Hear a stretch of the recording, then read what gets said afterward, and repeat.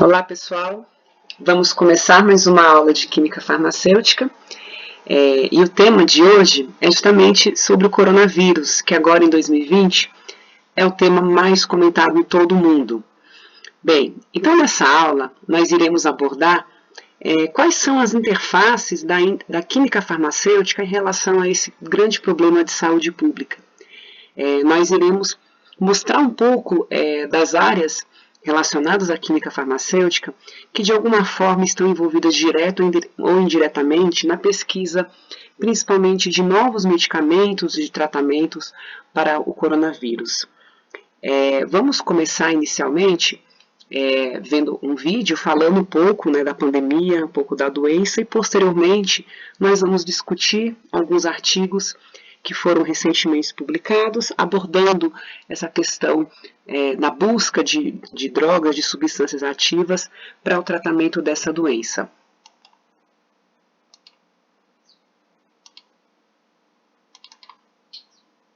An outbreak of coronavirus infections in the Wuhan province of China in December 2019 is threatening to emerge as the next pandemic. At current count, over 40,000 cases and 600 deaths have been reported in China and over 300 cases in 25 other countries. Unofficial modeling studies by a number of institutions claim infections of over 150,000. The alarming speed of transmission is in part because the virus spreads through the air and by touch. Using the power of 3D medical animation, this video covers what is a pandemic, how this coronavirus is spreading, how coronavirus attacks the body, and what are recommended precautions to take for protecting against epidemics. Pandemics indicate outbreaks of disease that spread to cover an entire region or the world. A pandemic can result in massive loss of life.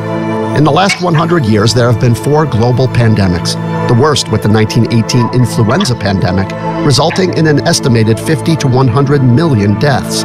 While no global pandemic has been born from the family of coronavirus, 2 regional epidemics have resulted from this family of viruses. They include severe acute respiratory syndrome, or SARS, and Middle East respiratory syndrome, or MERS, in 2001 to 2003 and 2012 to 2015, respectively, and resulted in over 1,500 deaths. Much is yet to be known about the 2019 novel coronavirus.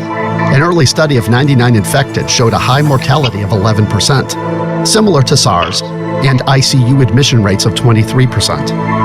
An earlier study described a virus pathology with an 8-day incubation period, a week of infection, followed by a potential escalation to hospitalization and intensive care over another 8 to 10 days. Other indications put the mortality rate closer to 4%. The virus has, as of February 6th, over 40,000 confirmed cases in China alone, with almost 200 cases in over 25 other countries. However, Dr. Jonathan Reed from the UK believes that the numbers of actual cases is far greater and has estimated between 170 to 300,000 by February 9th. This is because symptoms can be mild and escape reporting and testing.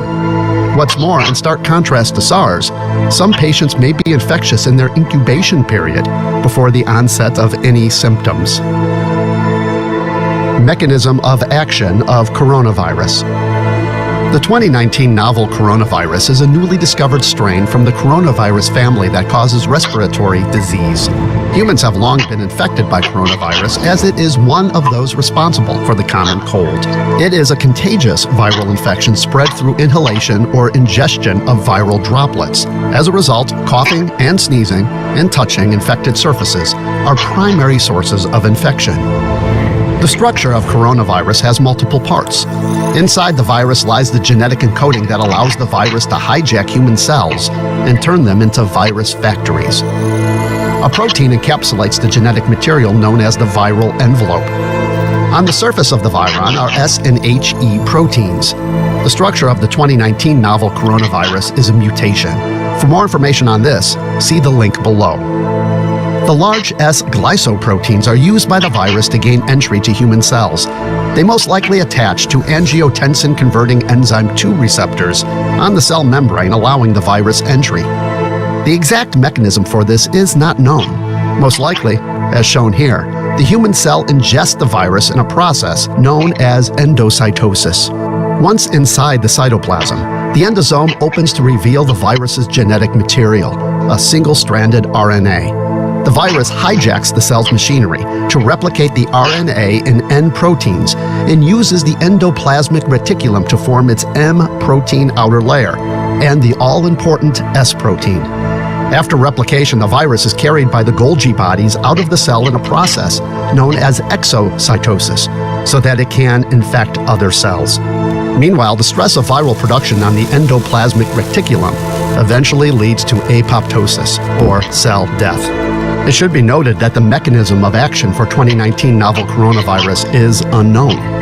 However, scientists in China have sequenced the genome, while others have used the sequencing to visualize the structure. There is currently no cure or vaccine for the 2019 novel coronavirus, and treatment is only supportive. Therefore, preventing transmission is paramount. As an airborne virus, recommended precautions are similar to those for preventing the flu. This includes washing hands regularly with soap and water for 20 seconds, covering sneezes and coughs with the inside of the elbow, refraining from touching high-contact surfaces like railings and doorknobs.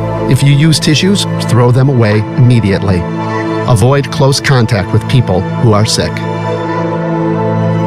For more info on precautions and best practices, see the list of references below. The pandemic risk of the novel coronavirus is very real. However, biology has advanced greatly in the 15 years since SARS, and so has communication between biologists and governments. China has taken monumental efforts to contain the spread of the virus. Also, some existing and experimental drugs are offering hope for treating the infection and improving outcomes. But even still, infection control habits remain paramount if humanity is to stave off a full pandemic. For further information, see the resources listed here.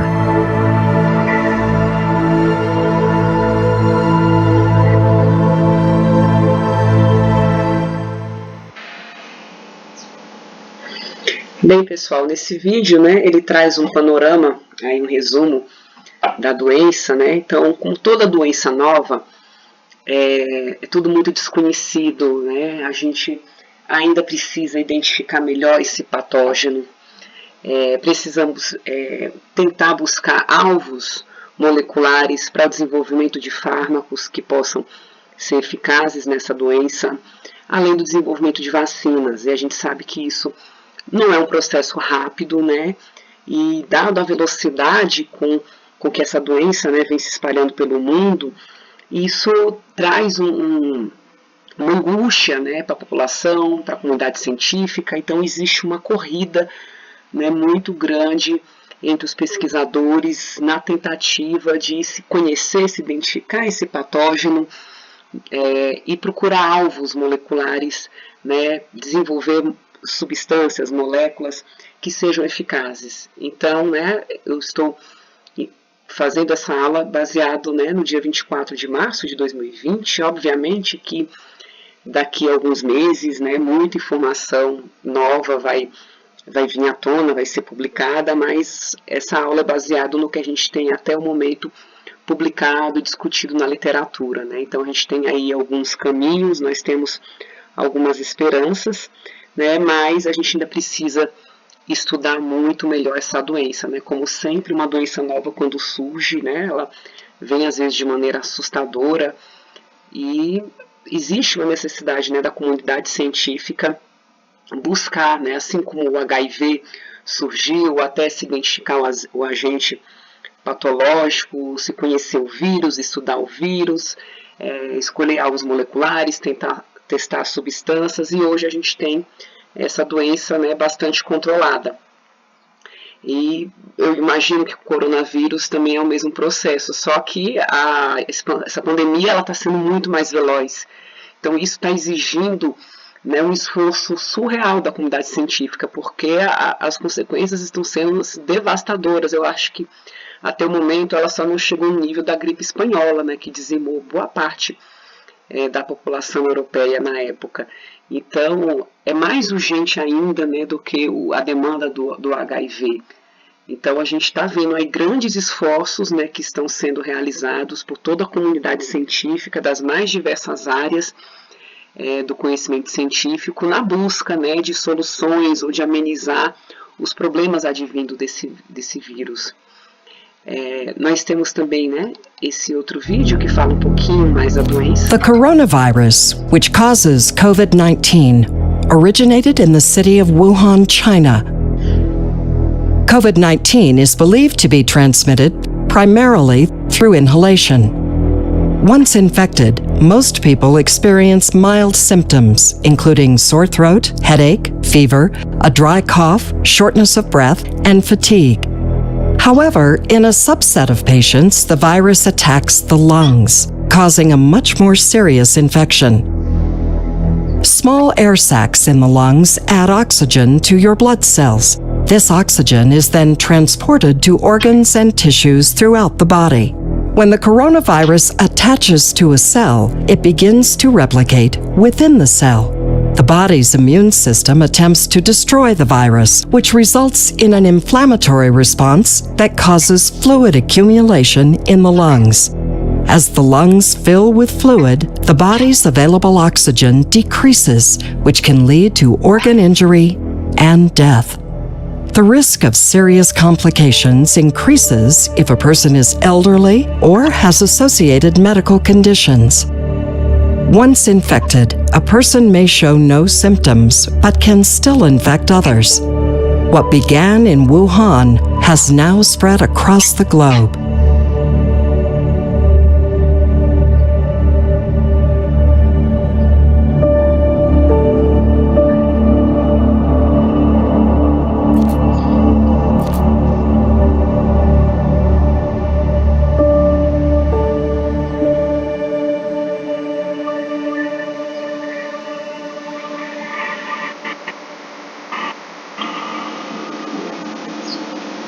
Bem, esse foi mais um vídeo, né, sobre o coronavírus para a gente introduzir essa aula.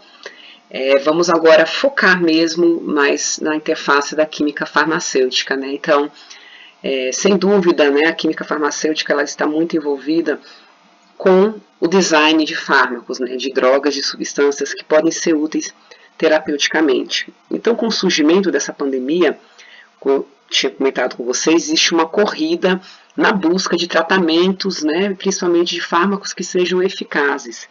Hoje, né, se tem utilizado alguns antirretrovirais na tentativa de controlar a doença. Então, de maneira emergencial, como comentei com vocês, estão realizando atualmente terapias empíricas com o uso de antimicrobianos, como a azitromicina, e também, principalmente, o uso de antirretrovirais, como neofinavir, remdesivir ou celtamivir.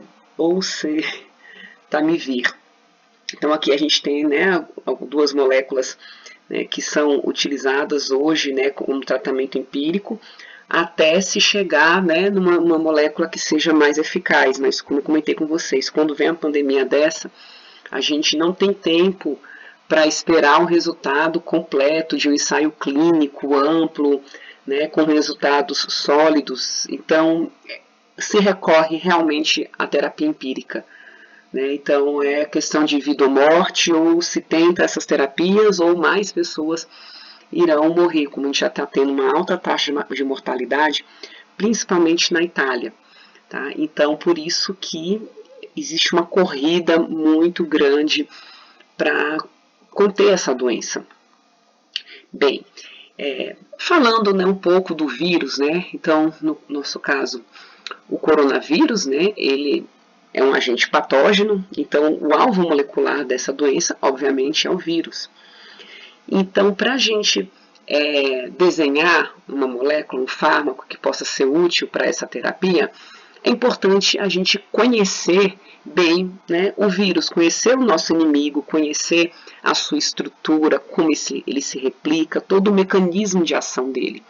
Então, a partir do conhecimento do comportamento, né, do patógeno, se pode pensar, adotar estratégias para a eliminação do mesmo. Será que existe alguma enzima, algum receptor, alguma proteína importante para a replicação do vírus? Né? Ele é vulnerável, ele é suscetível a alguma coisa, então a gente precisa conhecer bem o patógeno. Isso facilita muito na hora de você propor, né, mecanismo de ação, buscar moléculas que sejam ativas. Então, no passado, quando a gente não tinha ainda esse recurso da biologia molecular, basicamente quando se tinha um patógeno, né, então são invisíveis. Então era empírico, era tentativa e erro, ou seja, testava-se várias substâncias, plantas e etc, até encontrar alguma que fosse eficaz, mas sem necessariamente conhecer do ponto de vista molecular.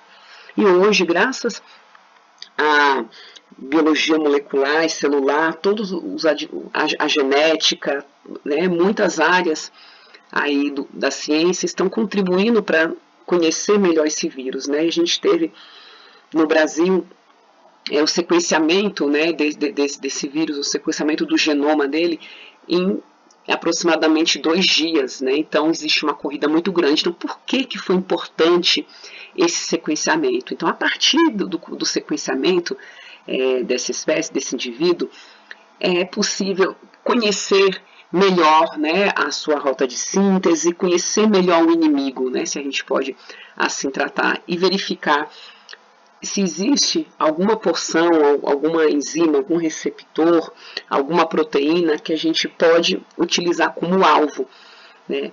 Então, o que está sendo proposto, né, como o coronavírus, esse novo coronavírus, ele é muito parecido com o que teve alguns anos atrás, ele tem uma similaridade de acima de 80%. Então, a gente acaba elegendo alvos moleculares parecidos. Então, o primeiro passo, eleger o alvo molecular. E um dos alvos moleculares que foi eleito para se buscar fármacos, moléculas que fossem ativas, foi a protease do tipo quimiotripsina, chamada, né, uma proteína principal que a gente pode encontrar no Proteína Databank com o código de 6LU7. Então, essa enzima ela foi eleita, né, como um dos alvos moleculares desse patógeno e a partir dessa, né, essa proteína já foi isolada e foi obtida por cristalografia de raio-x e depositada no Proteína Databank. Então, ela já está disponível no PDB, né, a gente vai dar uma olhadinha na página do PDB, e foi utilizado como controle positivo 2 fármacos já conhecidos, né, e utilizados também no tratamento a princípio empírico do coronavírus, o Neofinavir e o Lopinavir. Então, a gente já sabe que essas 2 moléculas têm afinidade, elas se ligam a essa proteína e, obviamente, agora é a corrida por buscar outras moléculas que também podem ser úteis, né? Então, isso ainda a nível molecular, né?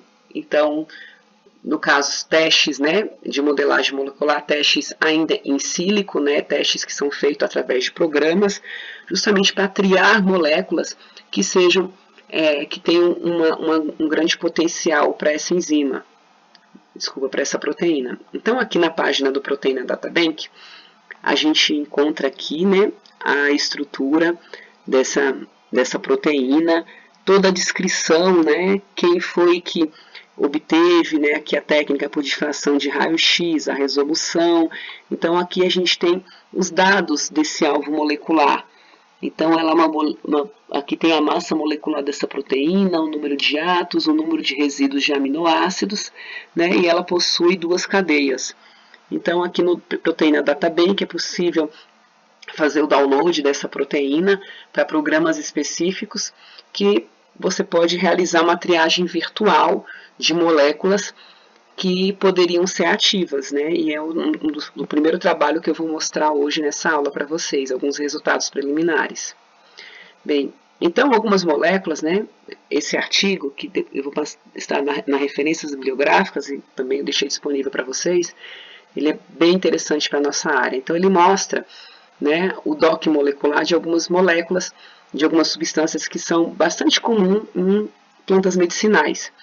Tá? Então ele utilizou primeiro o Neofinavir como o controle positivo, porque já se sabe que o neofinavir ele interage com essa proteína. Então aqui ele está mostrando nessa figura quais são os resíduos de aminoácidos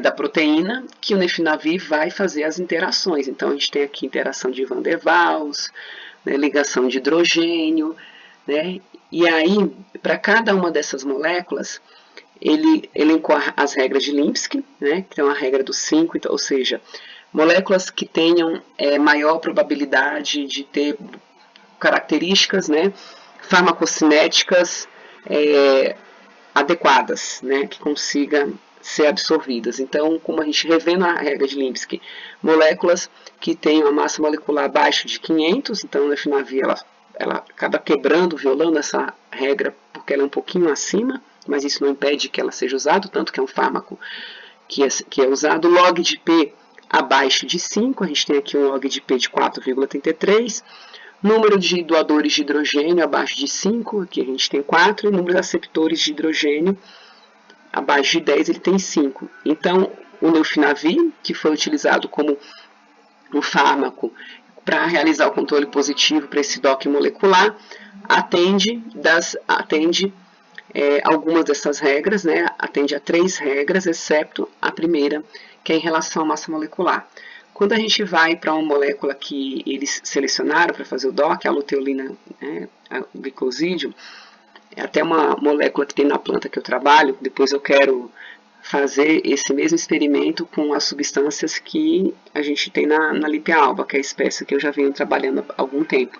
Então ele mostra que quais são os resíduos de aminoácidos que a luteolina interage, né? E aí ela mostra que em relação à massa molecular ela está abaixo de 500, então ela obedece à regra de Lipinski.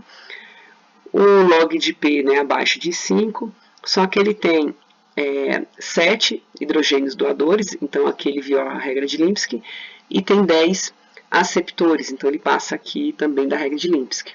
Então ele viola 2 dessas regras.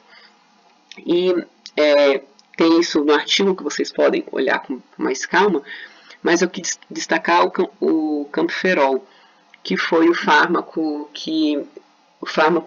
a substância que ele fez a triagem virtual que teve os resultados mais promissores. Então aqui ele mostra, né, como é que ele vai interagir com os resíduos de aminoácido da proteína-alvo e ele atende todas as regras de Lipinski. Então aqui no violation.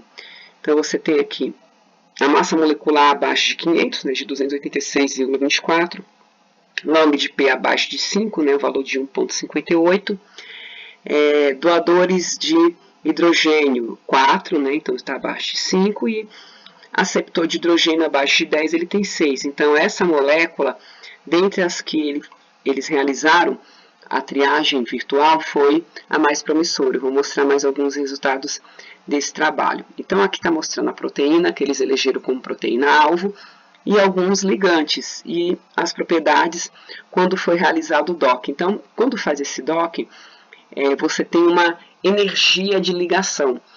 Então, a molécula, a substância, ela vai estabelecer interações intermoleculares com o alvo, e isso, obviamente, vai ter uma energia. Então, essa energia, né, esse ΔG, quanto mais negativo for esse valor, mais forte é essa interação. Então, aqui a gente tem o ligante natural, né, que ele tem um ΔG de menos 8,37, e o neofinavir tem até uma energia, né, mais forte, ele tem uma interação maior, que é de menos 10,72.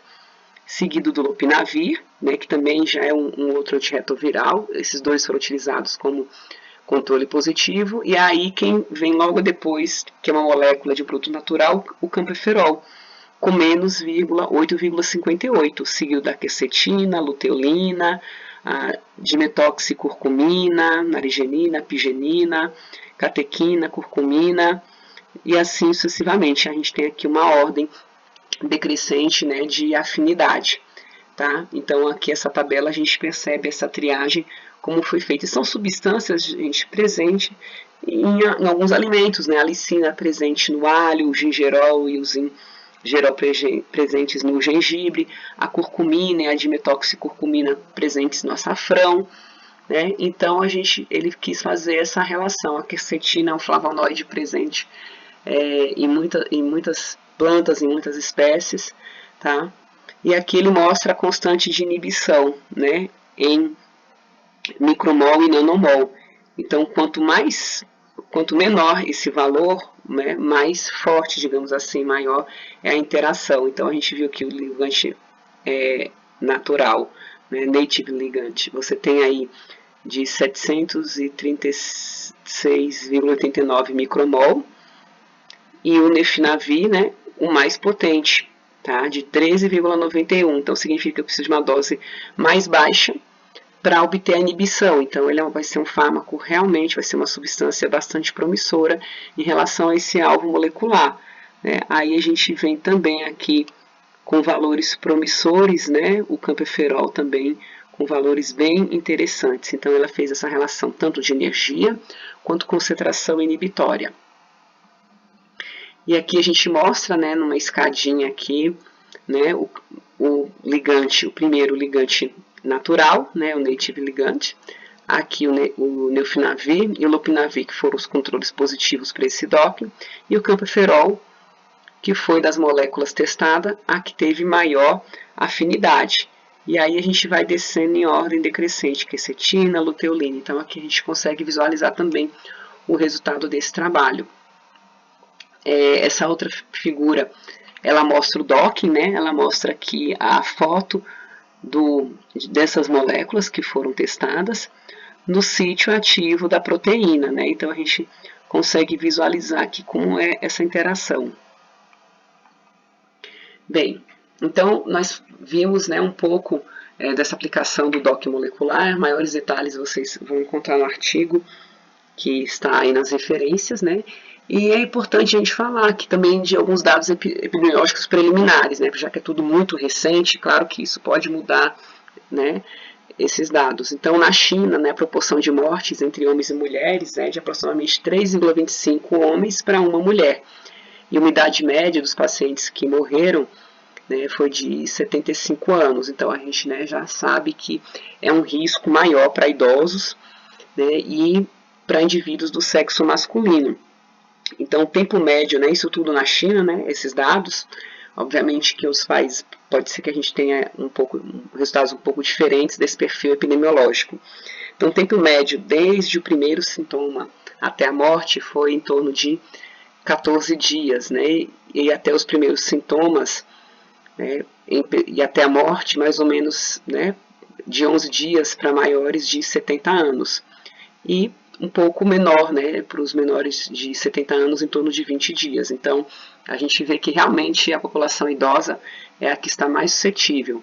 Aqui também tem outros trabalhos que falam, né, de ensaios com 41 pacientes, né, e aí você tem aí desses 41, 73% eram do sexo masculino e 32% tinham doenças, né, tinham comorbidades. E essas comorbidades obviamente agravam esse quadro, né, como diabetes, hipertensão e doenças cardiovasculares.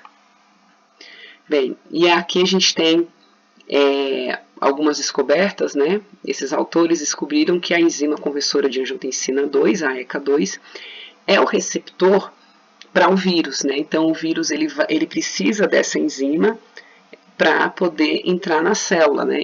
E por que os pulmões, né, é um dos órgãos mais acometidos por esse vírus? Justamente porque no pulmão humano é onde é expresso a maior quantidade dessas células, né, a maior quantidade dessa enzima nas células dos pulmões, né, células epiteliais alveolares tipo 1 e 2. E cerca de 83% dessas células alveolares são tipo 2 e elas têm expressão da ECA2. Então, isso faz com que os pulmões, né, realmente seja o principal, né, o primeiro alvo, né, desse vírus, e aí vai gerar um grande processo inflamatório, né, desse vírus, causando todas as complicações respiratórias, né, que a gente já sabe, acometida pelo coronavírus. E uma informação interessante é que os homens eles têm um maior nível de ECA, né, de enzima conversora de angiotensina 2 nas células alveolares que as mulheres. Então isso também pode ser uma coisa que justifique a maior predisposição do sexo masculino em relação ao sexo feminino no agravamento dessa doença, já que eles têm maior nível dessas enzimas. Os asiáticos parecem que, né, também que tem uma expressão maior da enzima conversora de angiotensina nas células alveolares em relação a outras populações, como a população branca e afro-americana. Então a gente também está vendo aí uma grande predisposição dos asiáticos, né, que foi onde tudo começou. E aí você tem, né, a ligação dessa enzima, ela vai causar uma expressão elevada da mesma, o que pode levar mais danos nas células alveolares. Tá? Então esses danos podem desencadear uma série de reações sistêmicas até a morte, onde você vai ter uma grande inflamação e a falta de ar mesmo, que é relatado por alguns pacientes. E isso também foi confirmado, né, que homens asiáticos são mais suscetíveis à infecção. Então, realmente são o grupo que é mais acometido, né, justamente por expressar mais essa enzima conversora de angiotensina 2, que é onde o vírus se liga para entrar, né, dentro da célula. Aqui a gente tem, né, um outro trecho, né, daquele vídeo que a gente viu inicialmente, mostrando, né, o vírus se ligando à enzima, né, ainda esse mecanismo ele não está totalmente elucidado, então ainda está se estudando um pouco, né, já se tem uma ideia, mas aquela coisa, gente, é tudo muito novo, é muito complicado você afirmar num momento tão recente, tão precoce, e determinar mecanismo de ação. Obviamente que daqui a alguns meses, né, e alguns anos, a gente vai ter muito mais conhecimento sobre o vírus. Então, essas informações, né, que a gente está passando também são hipóteses, né, já se conhece alguma coisa de mecanismo de ação, mas não completamente. E à medida que a gente vai conhecendo melhor o vírus, a gente consegue também adotar estratégias para a contenção do mesmo, né? Então aqui esse videozinho, né, até um trecho do inicial para a gente dar uma recapitulada. The large S glycoproteins are used by the virus to gain entry to human cells. They most likely attach to angiotensin-converting enzyme 2 receptors on the cell membrane, allowing the virus entry. The exact mechanism for this is not known. Most likely, as shown here, the human cell ingests the virus in a process known as endocytosis. Once inside the cytoplasm, the endosome opens to reveal the virus's genetic material, a single-stranded RNA. The virus hijacks the cell's machinery to replicate the RNA in N proteins and uses the endoplasmic reticulum to form its M protein outer layer and the all-important S protein. After replication, the virus is carried by the Golgi bodies out of the cell in a process known as exocytosis, so that it can infect other cells. Meanwhile, the stress of viral production on the endoplasmic reticulum eventually leads to apoptosis, or cell death. It should be noted that the mechanism of action for 2019 novel coronavirus is unknown. However, scientists in China have sequenced the genome, while others have used the sequencing to visualize the structure.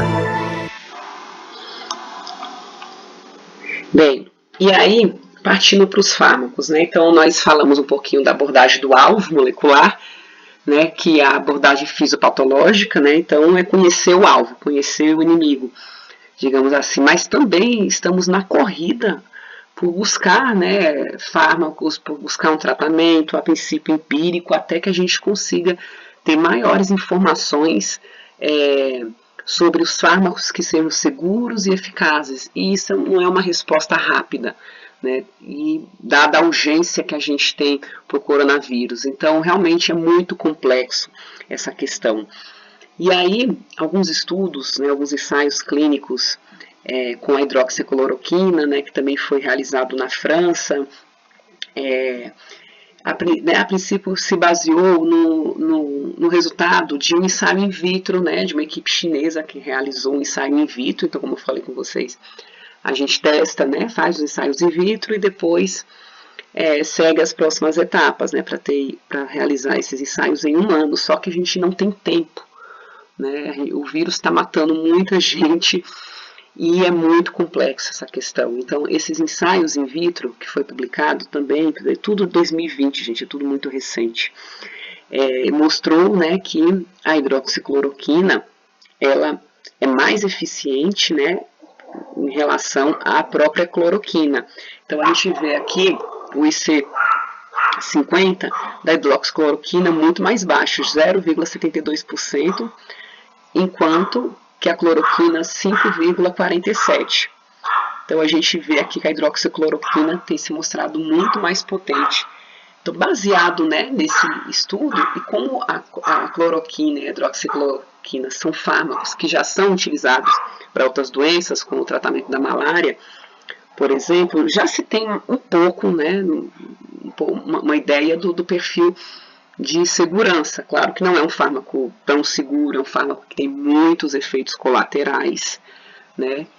Mas já se tem um tempo no mercado, então às vezes é mais estratégico nesse momento emergencial se investir em moléculas, em medicamentos que já estão no mercado para outra doença, porque já se conhece, né, os efeitos colaterais e etc, as contraindicações, do que a gente investir uma molécula nova do zero, que vai ter que passar por todo aquele protocolo que vai levar em no mínimo 10 anos, e nós não temos 10 anos para esperar uma pesquisa dessa, uma pesquisa de base. Claro que, em paralelo, vai ter gente trabalhando com isso, mas emergencialmente, muitas vezes se adota essa estratégia numa situação que a gente está aqui hoje.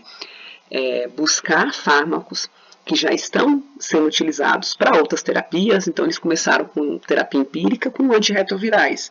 Afinal, é um vírus, então eles começaram a utilizar os antirretrovirais e então está se testando, né? Já se conhece os efeitos colaterais, e aí quando você chega, né, você chega na situação, você tem que avaliar o risco-benefício.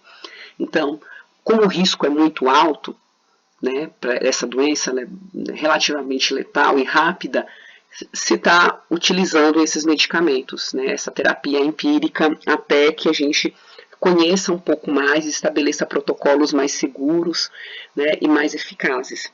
Mas a princípio é uma corrida. Então, como a hidroxicloroquina ela já é utilizada para outras doenças, como artrite reumatoide, por exemplo, é um medicamento, inclusive, que minha mãe utiliza para artrite reumatoide, ela tem sim seus efeitos colaterais, tem riscos, mas a pessoa está entre a vida e a morte, então acaba que sendo um recurso emergencial, né? Então foram realizados alguns ensaios clínicos preliminares, né? Algumas triagens, né? E essas triagens com um pequeno número de pacientes, então é mais complicado você realizar esse estudo num tempo tão curto com uma amostragem maior, né? Então esse estudo realizado na França, que eu passei o artigo também para vocês, eles testaram, né, hidroxicloroquina, em alguns casos associado à azitromicina, e eles observaram, né, uma cura, né, da infecção e transmissão dessa doença. Então eles tiveram resultados bastante promissores, mas aquela coisa foi um grupo pequeno, um grupo aí com menos de 50 pacientes. Então isso para ensaio clínico não é nada, né? É claro que é uma luz no fim do túnel, é uma esperança que está, né, que está surgindo, mas ainda a gente não pode estabelecer, né, no momento um protocolo, vai usar hidroxicloroquina e vai usar com que dosagem, qual vai ser a posologia, qual vai ser o período de tratamento. Então, são muitas questões que têm que ser ampliadas no estudo maior, né?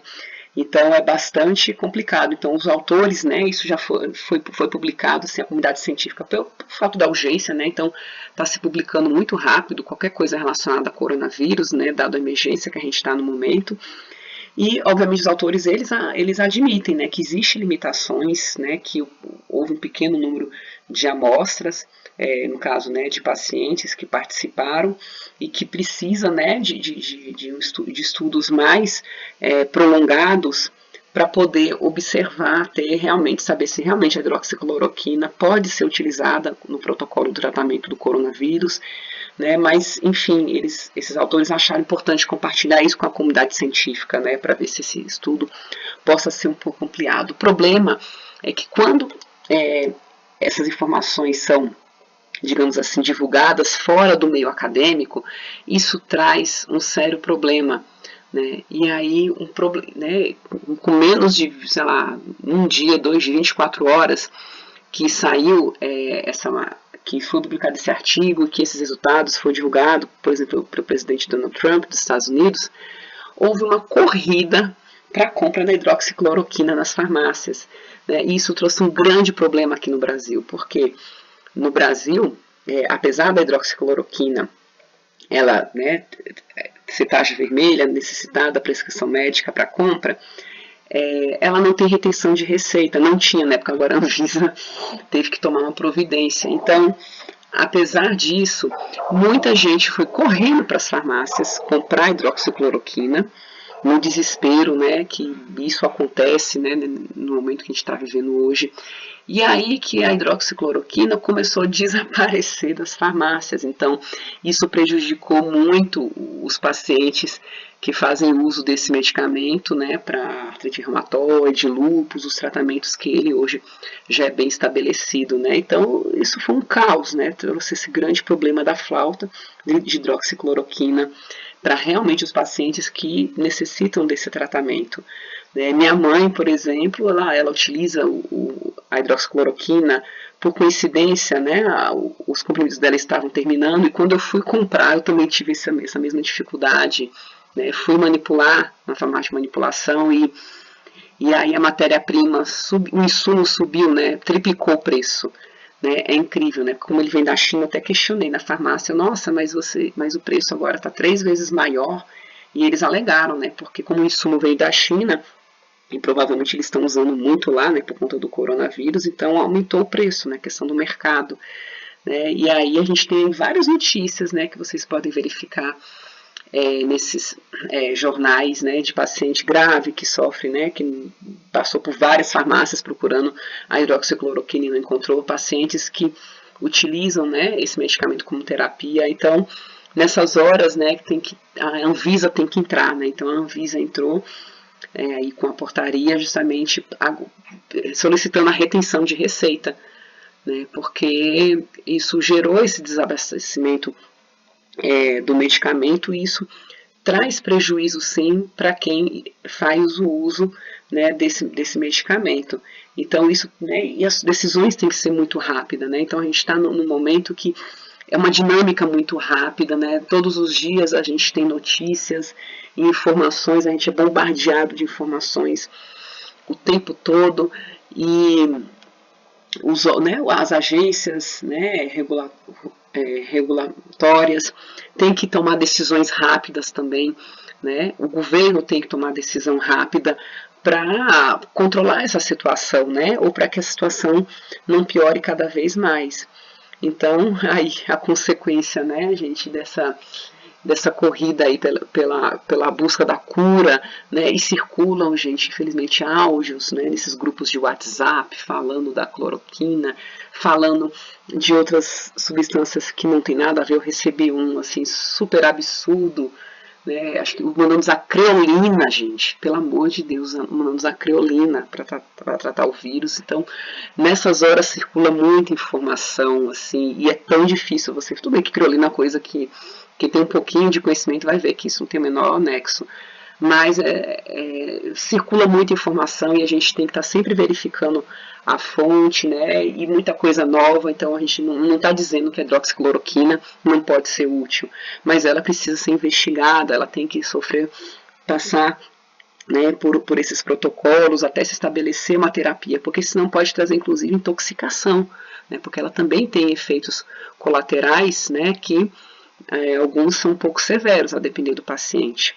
Então é isso, gente, né? Eu quis falar um pouquinho desse tema atual, que é sobre o coronavírus, né? Mostrar a abordagem interdisciplinar da química farmacêutica na busca de fármacos, e eu também estou pensando em fazer realmente, trabalhar com alguns colegas que trabalham com modelagem molecular e fazer uma triagem virtual das substâncias que eu encontrei na minha planta. Então, eu tenho certeza que deve ter muitos grupos de pesquisa aí da área de bioinformática, da área de modelagem, fazendo triagens virtuais aí com bancos de moléculas, né? Existem bancos de moléculas, você testa não sei quantas mil moléculas nesse alvo, né? E acho que em breve a gente vai ter muita coisa publicada, muita informação sobre o coronavírus, então peço que vocês continuem lendo, discutindo mesmo, é importante a gente estar esclarecendo a população, né?